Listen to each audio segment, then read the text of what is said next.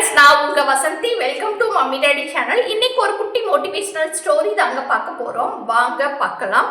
ஒரு காகத்தின் கவலை. ஒரு அழகான காடு.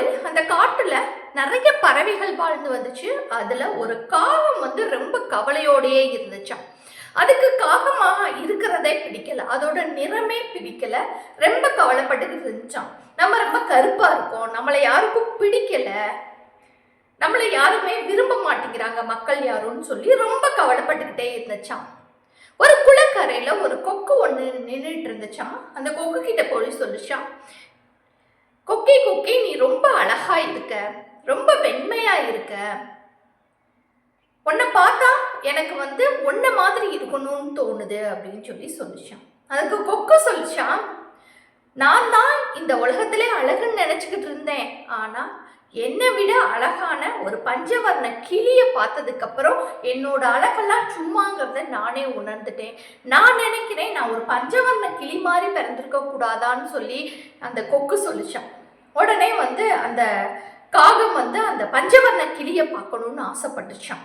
உடனே பஞ்சவர்ண கிளியை தேடி பார்த்து அந்த பஞ்சவர்ண கிளி கிட்ட போய் சொல்லிச்சான், ஆமா, கொக்கு சொன்னது உண்மைதான், நீ 2-3 வண்ணங்கள்ல ரொம்ப அழகா இருக்க, அழகான மூக்கு இருக்கு, உன்னோட அந்த வண்ணமே கொள்ளை கொள்ளுது மக்களை, நான் உன்ன மாதிரி பிறந்திருக்கணும்னு எனக்கு ஆசையா இருக்கு அப்படின்னு சொல்லி சொல்லிச்சான். அதுக்கு அந்த பஞ்சவர்ண கிளி சொல்லிச்சான் காக்கா கிட்ட, அட பூ காக்கா, நானே ரொம்ப கவலைப்படுறேன். அந்த மயிலை பார்த்ததுக்கு அப்புறமா அந்த மயிலோட தோகையும் அதோட அழகும் அதோட பல வண்ணங்களும் என்னை கொள்ளை கொண்டிருந்துச்சு. நான் ஒரு மயிலா பிறந்திருக்க கூடாதான்னு சொல்லி நான் ஆசைப்படுறேன் அப்படின்னு சொல்லி பஞ்சவர்ண கிளி காக்கா கிட்ட சொல்லிச்சான். உடனே காக்காவுக்கு அந்த மயிலை பார்க்கணும்னு ஒரு ஆசை வந்துருச்சான். எங்க மயில் இருக்கு இந்த காட்டுல அப்படின்னு சொல்லி கேட்டுச்சான். இந்த காட்டுல எல்லாம் இல்ல மயில், ஒரு இதோ கண்ணு கெட்டின தூரத்தில் தெரியுது பாரு ஒரு மிருகக்காட்சி சாலை, அந்த சாலைக்குள்ள ஒரு கூண்டுக்குள்ள இருக்கு, போய் பார்த்துட்டு வா அப்படின்னு சொல்லி சொல்லிச்சான். உடனே காக்காவும் நீயும் வா அப்படின்னு சொல்லி அந்த கொக்கு பஞ்சவர்ண கிளி எல்லாத்தையும் கூப்பிட்டுக்கிட்டு அந்த மிருகக்காட்சி சாலைக்கு போயிடுச்சான். ஒரு பெரிய கூண்டு, அந்த கூண்டுக்குள்ள அந்த மயிலை வச்சிருந்தாங்களாம். அந்த மயிலை சுத்தி நிறைய மக்கள் பார்த்து ரசிச்சுக்கிட்டு இருந்தாங்களாம்.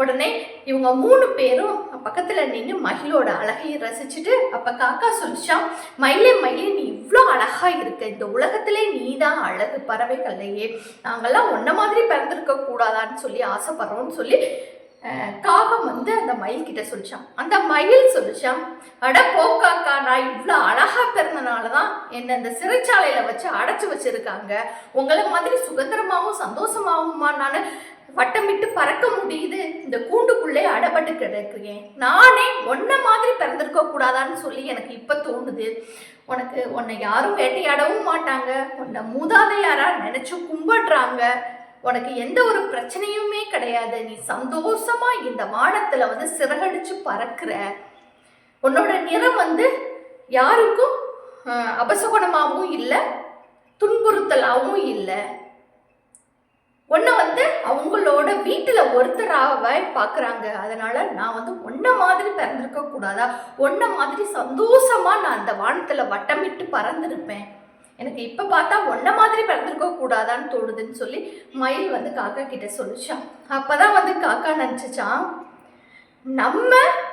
நம்ம காகமா இருக்கிறதே மிகப்பெரிய வரம் தான், அவங்க கிட்ட பேசுற வரையும் நம்ம உருவம் நமக்கு பிடிக்கல, நம்மளோட கருமை நமக்கு பிடிக்கல, ஆனா அழகா இருக்கிற எல்லாத்துக்குமே ஒரு பெரிய பிரச்சனை நம்மளை விட அதிகமா இருக்கு அப்படின்னு சொல்லி காகம் தன்னோட தவற உணர்ந்துச்சான். அதே போலதாங்க மனிதர்களாகிய நாம் கடவுளின் படைப்புல எல்லா படைப்புகளுமே மிக அழகானது, தத்ரூபமானது, ரொம்ப வண்ணமயமானது.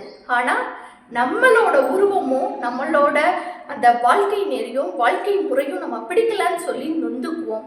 ஆனா அந்தந்த வாழ்க்கை அடுத்த இடத்துல இருந்து பார்க்கும் போதுதான் அது எவ்வளோ கஷ்டமானதுங்கிறத புரிஞ்சுக்குவோம். நம்ம வாழ்க்கை நமக்கு வந்து எப்போவுமே வந்து அரிதான ஒன்று தான் கடவுளின் படைப்பில். அதனால் நம்மளோட இந்த பிறப்பும் நம்மளோட உருவ அமைப்பையும் நம்மளே போற்றுவோம், நம்மளும் சந்தோஷமாகவும் மகிழ்ச்சியாகவும் இருப்போம்னு சொல்லிட்டு இந்த கதையை நான் முடிச்சுக்குவேன். ஓகே, இந்த கதை உங்களுக்கு பிடிச்சிருக்குன்னு நினைக்கிறேன். என்னோட சேனல் லைக் பண்ணுங்கள், ஷேர் பண்ணுங்கள், அண்ட் தென் சப்ஸ்கிரைப் பண்ணுங்கள். Okay, thank you.